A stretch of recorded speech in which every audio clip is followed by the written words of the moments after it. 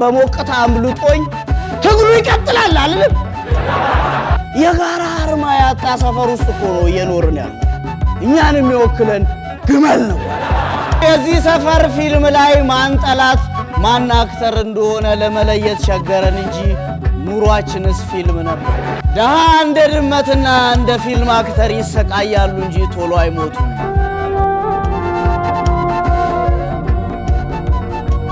ዳስታን ሚዲያ ሰፊው የኛ ሰፈር ህዝብ ወይ መንፈስ፣ ሰፊው የኛ ሰፈር ህዝብ አስቸጋሪ፣ ሰፊው የኛ ሰፈር ኗሪ፣ አንተ አክተር የሆንክ ህዝብ እንዴት ነህ? ደህና ነህ? መንፈስሽ ያለችውን አልሰማህም? ደሃ እንደ ድመትና እንደ ፊልም አክተር ይሰቃያሉ እንጂ ቶሎ አይሞቱም። እውነቱን ነው። ችግሩ የዚህ ሰፈር ፊልም ላይ ማን ጠላት ማን አክተር እንደሆነ ለመለየት ቸገረን እንጂ ኑሯችንስ ፊልም ነበር። ሁሉ ጊዜ ከሆነና ነገሩ ከተፈጠረ በኋላ መሯሯጥ የፊልማችን ዋነኛ ጭብጥ ነው። ልክ እንደ ሴትዮዋ ወደ ክፍለ ሀገር ለመሄድ ይፈልጉና ብቻዬን ከመሆን ያጫውተኛል ብለው ቆሎ ሻጩን ይጠሩታል። ቆሎ ሻጩ ማጠገባቸው ከመጣ በኋላ ልጄ ቆሎ ስንት ነው ሲሉት በዚህ ጣሳ 30 ብር ይላቸው። ቀለኛ ሙቀጫ የስር የሚፈሰው ከዚያ አይበልጥምና ነው አሉት። ሻጩም ቀላል ሰው አድርገዋል። ቀበል አረገና እና እማማ መሽመሽ ነው የሚወቅጡት ልምጣ አላቸው። በሙቀጫ ስር አፍሶ ሊሸጥላቸው ወረዛ አይደልኝ ቀልደኛ ብሎ አባ። የኛም ሰፈር የኑሯችን ፊልም ጭብጥ እንደዚህ ነው። በእጃችን እያለ ትዝ ብሎን የማያውቀው ነፃነታችን፣ አንድነታችን፣ መብቶቻችንና ግዴታዎቻችን ልክ በሌላ ሰው እጆች ሲገቡና ዋጋ እንዳላቸው ሲያሳዩን ነው ትዝ የሚለው። ሁሉ ጊዜ የግል የሆነውን ብድግ ብለው የጋራ ካላረጋችሁ ይሉናል። የጋራ የሆነውን ግለሰብ ብድግ ብሎ የግሉን ብሎ ሊያሳምነን ይፈልጋል። የሁል ጊዜ ጭብጣችን ከሆነ በኋላ መሯሯጥ። እንዴት ጎበዝ! ይሄ ሁሉ ዘመን አብሮ ሲኖር የነበረ ሰው የጋራ ነገር ያጣል። ባለፈው በቀበሌውና የድሩ የመጨረሻ ስብሰባ ላይ የመካፈል እድል ገጥሞኝ ነበር። በመጀመሪያ አጀንዳውን ስሰማ ከድራችን ዳኛ ሻምበል መሆኑን ሁሉ ተጠራጥሬ ነበር። አጀንዳውን ሲያነብ ጉሮሮውን ጠረገና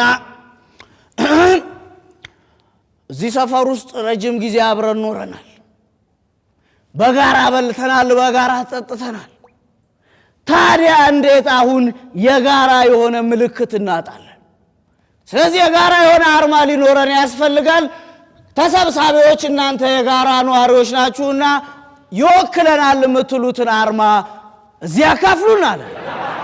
ሰፊው የሰፈር ህዝብ ተነሳለ። ሐሳቡን ማንሳት መጣል ጀመረ። አንዱ ብድግ ብሎ እኛንም የሚወክለን አህያ ነው፣ አህያ አርጉልን። የቱን ዱላ ነው ያልቻለ? የትኛው ኮርቻስ ነው በጫንቃዎቻችን ላይ ያልተጫነ? የቱስ ገመር ነው እንዳንሄድ በእግሮቻችን ላይ እንዳናወራ ባፋችን ላይ ሉጋም ያለ? የእናንተን የድር ስራ አስፈጻሚ ኮሚቴዎች አጉል ንትርክና ትርክት በመስማት ያተረፍነው ትልቅ ጆሮ ብቻ ነው አይደል? አሪያስ ይሄን ትልቅ ጆሮ ቀንድ ነው ብላችሁ አይደለም እንደ ከማንም ኮርማ ጋር ግንባር እያላችሁ አጋጠማችሁን? ስለዚህ አህያ አርጉልን አይልም። ጎረቤቱ የዚሁ ሰውዬ ጎረቤት ቀጠለ። ማይሆን ነገር ነው ይሄ ብሎ ተነሳል። ማይሆን ነገር ነው ጎበዝ፣ እኛንም የሚወክለን ግመል ነው። ጎረቤትየው እንዴት ሲባል ስንት ዘመን ሙሉ አይደል እንደ እንባችንን እያፈሰስንና እያለቀስን ለአራጆችና ለበላቶቻችን አንገታችንን ስንሰጥ የኖር ነው።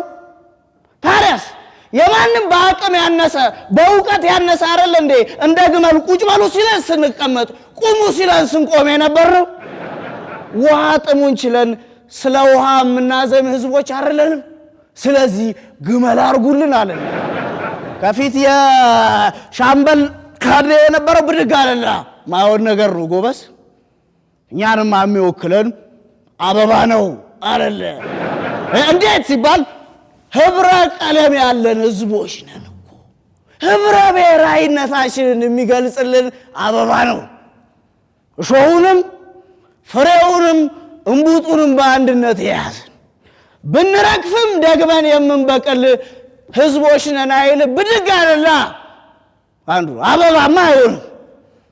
እንደ አበባ ለሚረግፍና አበባን ለሚያረግፍ ትውልድ እንኳን አበባን መወከልና አበባን መትከልም ጥቅም የለውም ሲል ተነሳና ሻምበል ይሄ ጸረ ለውጥ ብሎ ስብሰባውን አያሳምፀው። የጋራ ጉዳይ ሳይኖርህ የጋራ አርማ ትፈልጋለህ። ስብሰባው በዚህ ተበተነ። ስብሰባም ከዛን ቀን በኋላ በአዋጅ ተከለከለ።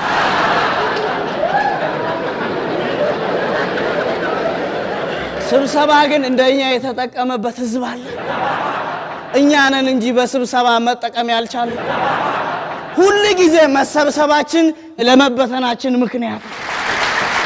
ሁሉ ጊዜ ዜናውስ ቢሆን ተሰብስበው ነበር ግማሾቹ ስብሰባውን ረግጠው ወጡ የሚል አይደል? እሺ የትኛው የስብሰባ መሪ ነው በጋራ ጆሮ ሰምተን የምናውቀው? ይሁን እሱስ መቼ ነው የጋራ አንደበታችን ሆኖ የሚያውቅ? ሁሉ ጊዜ እንሰበሰባለን፣ እንበተናለን። ልጠይቅ፣ ከጸብ ውጭ የተሰባሰብንበትን ምክንያት ንገረኝ። እሺ እሱም ይቅር፣ በስብሰባ የፈታኸው የትኛውን ችግር ነው ጎበዝ?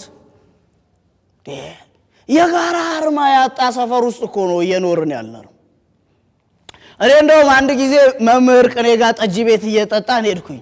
እኔም ብሎት መምህር ቅኔ ብዙ ጊዜ በስብሰባም በሬዲዮም በቴሌቪዥንም ፀሐዩ መንግስታችን ነው የሚባለው። መንግስታችን ፀሐይ ነው የሚባለው። ታዲያ መንግስት ምን ሆኖ ነው አርማውን ኮከብ ያደረገው አሉ። አገቃሉላ ያው ወይ እሱም አላመነበትም ወይ ስሙ ከብዶት ይሆናል። ከዛ የወታደሯን ጨዋታ መጡ። አንድ ወታደር ሚስቱ እርጉዝ እያለች ነው በግዳጅ ጦር ሜዳ የሄደው። ከዛ ሲመለስ የልጁ ሐዘን ላይ ይደርሳል።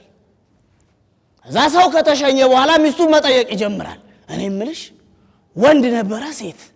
አይ ወንድ ነበር አለችው። ትንሽ ቆይና እንደው ምን ሆነ የሞተው? ኧረ ምኑንም አላውቀውም፣ ሐኪም ቤት ሳመላልሰው ነበር፣ እንደው በድንገት ነው። ትንሽ ቆይና ስሙን ግን ማን አልሽው? ስሙንማ አሸብር ቅጣው አትለውም? ታዩ በቃ የሞቱን ምክንያት አውቄዋለሁ። እንዴት ሲባል ስሙ ከብዶት ነው የሞተው። ይሄ ወታደር አንድ ጥይት ሳይተኩስ ሸሽቶ የመጣ እንኳን ቅጣው ሊሆን ቅጣት የሚቀብጠው ወታደር። ከዛ መምህር ቅኔ እቺን ጨዋታ ካነሱ በኋላ የነፍስ ምግብ የሆነ ምክር አቀበሉኝ። የዚህ ሰፈር ሰው ለምን ይመስላል የጋራ ነገር ያጣው? በጋራ እየበላ በጋራ እየጠጣ በጋራ እየኖረ በጋራ እየሞተ እሱን የሚወክለው አርማው ሳይሆን ሞቱ ብቻ ስለሆነ ነው አሉ። እውነታቸው ጎበዝ። እንደ ቀልድ እኮ እንደ መምህር ቅኔ ያሉ የጋራ ሰዎችና የሀገር ሽማግሌዎች እያጣን ነው። ምንድነው? ድሮ እኮ እዚህ ሰፈር እርጅና ትልቅ ጸጋና ክብር ነበረው። ዛሬ ምንድነው እንደዚህ የቀለለው? ሊያውም በገዛ አዛውንቶቻችን ምክንያት። እድሜ እኮ ትልቅ ተራራ ነው። ምንድነው እንደዚህ እንደ ገለባ ክምር መና? ዛሬ ይመስላል እንደ የዚህ ሰፈር ሰው ምክር መስማትም ትእዛዝ መቀበል የሚያቆመው አይደለም። ገና ድሮ ነው። አዛውንቶቻችን ከመሸምገል ይልቅ ለመሸንገል አንደበቶቻቸውን እየተጠቀሙ ነው። ከማስታረቅ ይልቅ የጸብ ምክንያት ሆነው እየተገኙ ነው በገዛ አዛውንቶቻችን። ምነካ ድሮ እኮ ጭራቸውን እያራገቡ ምነው በሰፈሩ ደና ጸብ ጠፋ ምናሸማግለው ይሉ ነበር። መምህር ቅኔ እንኳን ባቅማቸው 30 የትዳር ሽምግልናዎች ላይ ሄደው ከ30ዎቹ 27ቶቹ ሴቶች እርጉዝ ናቸው። ምን ብሏቸው ጠጅ ቤት ነው ደስታ አስመላሽ። አሁን እኔ ሽማግሌ ነው የምባለው የአይን አባት ነው የምባለው አሉ። ዛሬ አዛውንቶቻችን የጸባይን አባቱ ነው። ከእውቀት ይልቅ ማጎብደድ ትልቅ ቦታ እየተሰጠ ሰፊው ሕዝብም ለደፋሮቹ ጆሮም ድጋፍን መስጠት ይችልበታል። መምህር ቅኔ እውነታቸው ነው። እዚህ ሀገር ዕውቀት ቢመዝን ኖሮ ቃሊቲ ማረሚያ ቤት ድሮ ነበር የሚሰምጠው አሉ። ምነካ አንዳንዴ እኮ ከዩኒቨርሲቲ ሁሉ የበለጠ ቁጥር በቃሊቲ ማረሚያ ቤት ምሁሮችን ልታገኝ ትችላል። ሰፊው ሕዝብ ለደፋሮቹ ጆሮም ድጋፍን መስጠቱን ተያይዞታል። ታዲያስ ይህም በምሳሌ ያሳያለሁ። ባለፈው ከድራችን ዳኛ ሻምበል ጋር ተጣልቼ ታስሬያል ነበር። በስም ማጥፋት ወንጀል ከሶኝ ማማለጣሽ ዋስ ሆኖ ያስፈቱኝ ጊዜ ማለት ነው። የተፈታው ጊዜ ጠጅ ቤት ውስጥ ቀለል ያለ ዝግጅት አዘጋጁልኝ፣ እንኳን ተፈታ እንኳን ለቤት በሰላም አበቃ የሚል ዳቦ ቆረስን፣ በላን፣ ጠጣን። ከዛ በመሃል ማማለጣሽ ሲደስታ አስመላሽ የደስታ ንግግር አድርግ ብለው ወደ መድረክ ጋበዙኝ።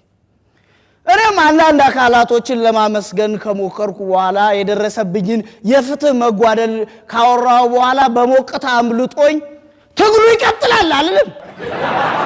ጠጪው በሙሉ ጠጅ ቤት ውስጥ የነበረው በፉጨትና በጭብጨባ ከጎንህ ነኝ ሲለኝ ድንግጥ አለ።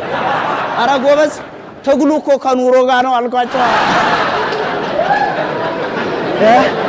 የዚህ ሰፈር ሰው እኮ ግራ ግብት ነው። የሚጨብጠው የሚይዘው አሳጥቷል፣ የሚደግፈው የሚቃወመውን አጥቷል። ታዲያ እንዴት ሆኖ ነው የጋራ ጉዳይ የሚኖረን ጎበዝ?